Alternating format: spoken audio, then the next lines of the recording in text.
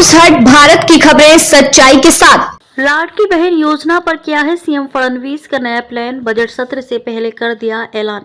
महाराष्ट्र विधानसभा का बजट सत्र 2025 आज से शुरू हो रहा है। बजट सत्र की पूर्व संध्या पर मुख्यमंत्री देवेंद्र फडणवीस ने उप मुख्यमंत्री अजीत पवार और एकनाथ शिंदे के साथ प्रेस कॉन्फ्रेंस में सरकार की नीतियों और बजट से जुड़ी प्रमुख योजनाओं पर चर्चा की। उन्होंने भरोसा दिलाया कि राज्य सरकार संतुलित बजट पेश करने के लिए प्रतिबद्ध है और वित्तीय अनुशासन बनाए रखते हुए भी किसी महत्वपूर्ण योजना को बंद नहीं किया जाएगा। सीएम फडणवीस ने इसके साथ ही ये साफ कर दिया कि लाडली बहन योजना को बंद करने का कोई इरादा नहीं है। उन्होंने कहा, हमारी सरकार महिलाओं के कल्याण के प्रति पूरी तरह से प्रतिबद्ध है।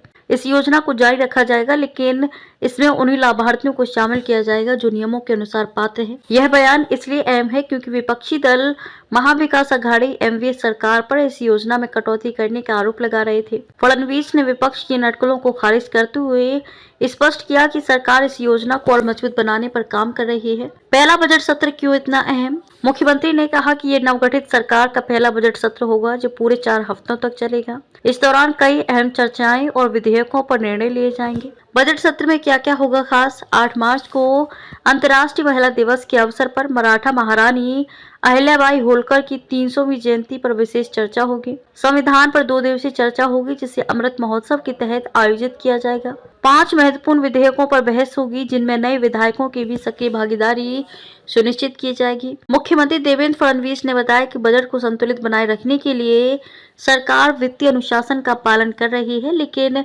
इससे पूंजीगत व्यय पर कोई असर नहीं पड़ेगा। उन्होंने बताया कि केंद्र सरकार द्वारा स्वीकृत योजना के तहत पूंजीगत व्यय के लिए 9% राशि आवंटित की गई थी, जिसे बाद में घटाकर 5% कर दिया गया।